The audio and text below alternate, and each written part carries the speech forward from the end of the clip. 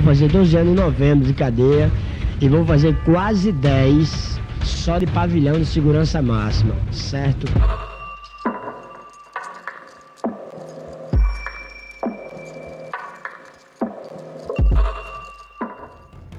Os anos 80 ficaram marcados na crônica policial pela presença real do crime, incorporada em 4 personagens que em pouco tempo se tornaram o principal motivo de medo para a pacata população de Natal, capital do Rio Grande do Norte.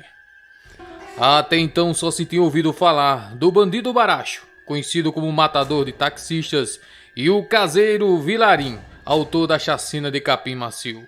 No entanto, a cidade ainda não conhecia de fato o que muitos chamaram na época de os malassombros da sexta-feira. Saídos do bairro Cidade da Esperança, os jovens Paulo Nicásio da Silva, de alcunha Paulo Queixada, e seus comparsas Edilson Gavião, Valdetário e João Maria Coquinho realizaram um pacto e deram início a uma série de roubos e assassinatos que logo vieram à tona e lotaram as páginas dos principais jornais da época com sangue e histórias cruéis. Agiam apenas nas madrugadas das sextas-feiras e sábados e tinham como alvo qualquer pessoa que se deparasse com eles nas ruas escuras da cidade. De todo o bando, um se destacava pela frieza e naturalidade com que tratava a morte: Paulo Nicásio da Silva, ou Paulo Queixada. Existem relatos que dão conta que o jovem poliglota e apreciador de revistas em quadrinhos tinha prazer em matar. De posse de uma afiada faca peixeira, ele não poupava nem mendigos que dormiam nas fachadas das poucas lojas do centro comercial de Natal. Sempre depois que furava o peito e o pescoço de suas vítimas, Paulo se ajoelhava e, olhando para o corpo, ainda se debatendo, fazia o sinal da cruz e sorria. Mas o bando passou a ser mais conhecido ainda em uma madrugada de sábado de 1983. O plano de Paulo Queixada, Edilson Gavião e Coquinho era forjar um roubo e, no meio da ação, executar Valdetário, que passou a ser motivo de preocupação para a quadrilha, devido às suas atitudes autoritárias com os demais. Mas o plano não deu certo. Muito pelo contrário, foi, na verdade, o princípio do fim da liberdade dos 4. Estava indo tudo certo. O bando encontrou suas vítimas, um médico e uma enfermeira que saíam de um plantão e trafegavam em uma estrada do campus universitário. Foi anunciado o assalto, mas em um determinado momento, por uma razão ainda desconhecida, Valdetário chamou pelo nome de Paulo, o que era extremamente proibido durante uma ação criminosa. O médico ouviu e ofereceu dinheiro para não ser morto. Imediatamente, Paulo Queixada, armado com um revólver, disparou 3 vezes contra o Dr. Chiquinho, como era conhecida a vítima. Em seguida, Edilson e Valdetário estupraram e mataram a enfermeira, que se chamava Silvana.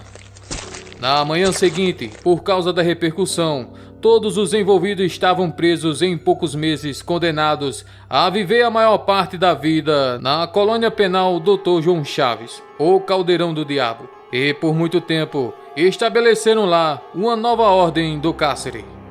O presídio agora tinha rei e se chamava Paulo Queixada.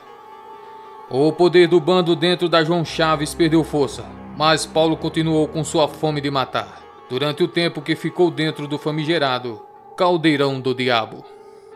Paulo logo se tornou o líder do local. Passou a ser conhecido como o rei da João Chaves, devido ao seu currículo de 13 detentos mortos. As barbáries que seu novo trio realizava no lugar eram reverberadas pela mídia local na época e embrulhavam o estômago até de quem tinha o sangue congelado. Valdetário e Edilson Gavião acabaram assassinados por desafetos também na prisão. Com isso, só permaneceu vivo para contar o que viu João Maria da Silva, o Coquinho, já que Paulo Queixada foi esquartejado pelo seu companheiro de cela Ademir em 1995. O trio ternura do Caldeirão do Diabo. As mortes no Caldeirão do Diabo eram as mais terríveis possíveis. Os assassinos adotavam medidas cruéis como forma de identificação. Era também um jeito de intimidar seus possíveis desafetos. Paulo Queixada bebia um copo americano de sangue de suas vítimas, Naldinho do Mereto arrancava os olhos das vítimas para não ser reconhecido ao chegar no inferno. Existia um rapaz chamado Baraúna que comia um pedaço do fígado das suas vítimas. Todas as mortes eram feitas através das armas brancas, o que exigia muito sangue frio do assassino. Tradicionalmente, as vítimas eram esquartejadas e até futebol jogava com a cabeça do finado. Era a forma de diversão dos detentos, bater aquela pelada com a cabeça de alguém. Por muito tempo, Paulo Queixada, Naldinho do Mereto e Demir eram amigos e formaram um trio tenebroso e temido na João Chaves. Mas houve um racha. Foi de forma violenta que o trio Ternura chegou ao fim. Paulo Queixada foi morto em 1995 pelo seu ex-amigo Demir, quando se queixou de uma dor no fígado. Demir interpretou a queixa de Paulo como indireta, porque há um tempo atrás, durante uma discussão, Demir tinha dado uma facada em Paulo na região onde ele estava reclamando de dor. O resultado não foi outro. Demir matou seu best friend e esquartejou para facilitar o trabalho do ITEP, segundo o mesmo declarou na época. Uma encrencazinha aí entre eu e Paulo aí, que há muito tempo já vinha, né? O que foi que aconteceu com você e Paulo Queixado, Paulo Nicasso? Hã? O que aconteceu? Não, aconteceu besteira, porque ele vinha insultando demais por ali, sabe? O Paulo Queixado está insultando vocês? É, realmente, não só de agora, como desde lá do quartel que ele vinha insultando, porque só em ele jogar a polícia no quartel contra a gente e chegar aqui fazer... O jeito que você fala é você e o Naldinho. Pronto, positivo, certo? Porque era quem conviveu junto comigo. Então, quando chegou na cadeia, começou a jogar também os outros de encontro aqui, porque se eu tivesse de morrer pela mão dos camaradas, que ele já me jogou de encontro, acho que eu estava igual a peneira, todo furado, mas ainda bem que os caras não foram pela ideia dele.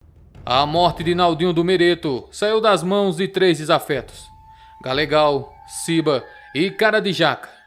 Foi tradicionalmente a facadas. Naldinho do Mereto foi morto na frente da sua mãe durante uma visita quando era conduzido para um banho de sol. Por que o assassinato do Naldinho do Mereto? Por causa disso aqui no meu braço que ele fez, tá 40 dias, ia me matando, botou pro coração. Eu escapei, então ele não pode escapar. Você assume sozinho? Eu e Fábio. Cadê o Fábio, Cara de Jaca? Tá aí. Aí, agora me diz uma coisa, quem foi que fez isso aqui com você? Ele furou, foi ele que... Ele quem? O Naldinho do Mereto. Naldinho do Mereto? É. Bom, o Major, com a permissão dele, a gente vai entrando aqui agora, acompanhando o Aldair Vieira. Diga aí, Fábio. Opa. Tudo bom? E aí, o que foi que aconteceu, rapaz? Não aconteceu um crime aí que o cabo mereceu, só via jurando a gente de morte. Naldinho do Mereto. É, ele mesmo. Ainda tem o outro Demir, né? O Demir também tem jurado vocês de morte. Ele já me jurou também e o próximo é ele. Demir foi assassinado pelo novato Chocolate, com a ajuda de Peinha e Tarcísio. Até hoje, vários presos dizem ter visto a alma de Paulo Queixada sair de Alcaçuz. Coquinho, seu ex-companheiro de bando, diz que no dia da morte de seu amigo, viu Paulo com semblante pálido lhe oferecer um cigarro e sair tranquilamente pela porta da frente. Minutos antes de um carcereiro informar e mostrar o corpo dele esquartejado. Em 1998 foi inaugurada a penitenciária de Alcaçuz, que tinha como proposta ser uma cadeia de segurança máxima, diferente da Dr. João Chaves, promovendo a ressocialização dos presos. Mas a ideia não deu certo. Em 2017, Alcaçuz resultou em um dos maiores massacres entre presos que o Brasil já noticiou. Essa história fica para um futuro vídeo. Em 2003, o Ministério Público atestou que o Caldeirão do Diabo deveria ser demolido. Em 2006, o governo do Rio Grande do Norte disse que não deveria ser mais aceito nenhum preso em regime fechado na penitenciária, quando o caldeirão foi desativado e todos os presos foram removidos. Surpreendia o estado de destruição do local e frases do tipo: João Chaves, lugar difícil de se viver. Hoje, no local da penitenciária, existe um complexo cultural e um prédio da UERN. Quem diria que onde aconteceu tanta desgraça, hoje é um ambiente de lazer e de educação.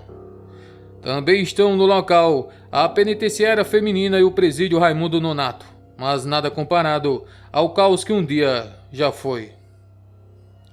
Contamos aqui mais uma história que ficou marcada na memória do povo nordestino. Se você gostou do vídeo, deixa seu like. Se não é inscrito no canal, se inscreva. Valeu e voltaremos em breve com mais uma história.